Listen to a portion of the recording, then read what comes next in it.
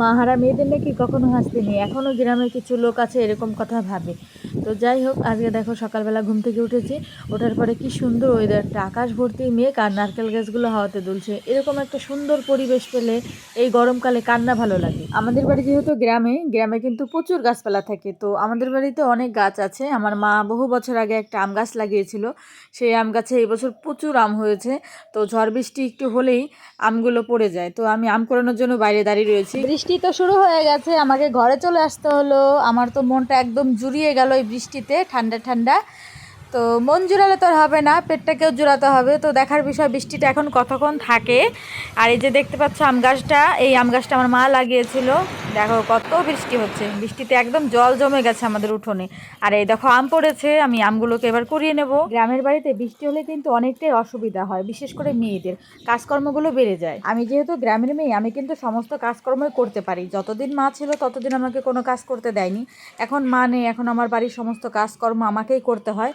তো কিছু মানুষের ধারণা আছে আমি কাজকর্ম করি না, আমি বাড়িতে বসে থাকি। তাদেরকে একটা কথাই বলবো, তোমরা কি আমার বাড়িতে এসে কাজকর্ম করে দিয়ে যাও? করে দাও না তো, তাহলে আমাকে নিয়ে এত কথা বলো না। তো যাই হোক, দেখো বৃষ্টির কারণে চারিপাশটা কি সুন্দর হয়ে গেছে, জল জমে গেছে। এখন বেলা 12টা বাজে, আমার খুব খিদে পেয়ে গেছে। তো বাবু গেছে বাজার, এখনও আসেনি। তো আমি দেখো পাস্তাটা বানিয়ে নিচ্ছি, আমি একটু খাবো, বাবুর জন্য একটু রাখবো। তো বাবু আসলে বাবুকে আবার একটু গরম করে দেবো। আর এদিকে দেখো পিচ্চিকে একটু খেতে দিয়ে দিলাম, ওর খুব খিদে পেয়ে গেছে। আমার না বেশ কয়েকদিন হলো শুধু মাথাটা ঘুরছে আর শরীরটা দুর্বল লাগছে। তো আগে কি হতো, শরীর খারাপ করলে নিজের যত্ন নিজের নিতে ইচ্ছে করতো, এখন সমস্ত কাজকর্ম করার পরে আমার আর নিজের যত্ন নিজের নিতে ইচ্ছে করে না। মাকে হারিয়েছি, কিন্তু কিছু ভালোবাসার মানুষও পেয়েছি জীবনে, তারা আমার অনেক খেয়াল রাখে। তো আমাকে দেখো খেজুর কিনে দিয়েছে, খেজুরগুলো খেলে নাকি আমার মাথা ঘোরা আর শরীর দুর্বলতাটা কেটে যাবে। তো আমি প্রতিদিনই কিন্তু নিয়ম করে 3 থেকে 4টে খেজুর খাই।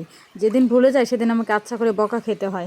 আবারও বৃষ্টি শুরু হয়ে গেছে, আমার উঠোনের অবস্থাটা দেখো, আমার কিন্তু খুব কষ্ট হচ্ছে, কারণ আমাকেই লেপতে হবে উঠোনটা গোবর দিয়ে। তাও আবার দেখো সব মাটি উঠে গেল।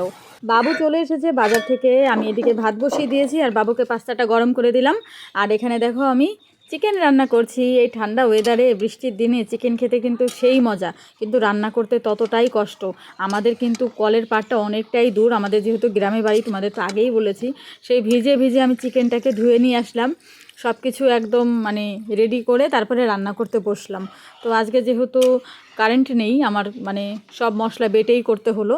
আর আমি 4টে এখানে কাঁচা লঙ্কা দিয়ে দিলাম স্বাদটা বাড়ানোর জন্য। আমাদের গ্রামে কিছু কাকিমা জেঠিমারা আছে, তাদের খুব মাথা ব্যথা আমাকে নিয়ে। আমি কেন ভালো থাকি, আমি মা হারামি, আমি কেন এত হাসি, আমি কেন মন খারাপ করে থাকি না, কান্নাকাটি কেন করি না। তো তাদের খুব গায়ের জ্বালা আমাকে নিয়ে। তাদেরকে আমি একটা কথাই বলবো, নিজের চরকায় তেল দাও আর নিজের বাড়ির লোকজনের খেয়াল রাখো। গরম মশলা বাটা দিয়ে চিকেনটা নামিয়ে নিলাম। আর এদিকে দেখো পিচ্চিটা কি করেছে, ওকে মনে হয় মাথায় একটা মারি। ও বেড়ার মধ্যে একটা টিকটিকি ছিল, সেটাকে লাফিয়ে ধরে এনে টিকটিকির লেজটা কেটে দিয়েছে। দেখো টিকটিকিটা এখনও বেঁচে আছে, কত না কষ্ট পাচ্ছে ওর জন্য। বাবুর খাওয়া হয়ে গেছে, এবার আমি খেয়ে নেব।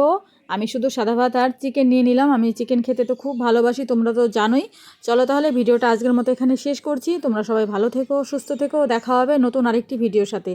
আর বৃষ্টির দিনে তোমরা কে কী খেলে আমাকে কিন্তু অবশ্যই কমেন্ট করে জানাবে। তোমরা তো কম বেশি অনেকেই জানো, আমার একটা ফেসবুক পেজ আছে পারমিতার ব্লগস বলে, সেখানে কালকে 25,000 মেম্বার হয়ে গেছে। আমি অনেক খুশি হয়েছি, সবার জন্য আমার তরফ থেকে অনেক অনেক ভালোবাসা রইলো।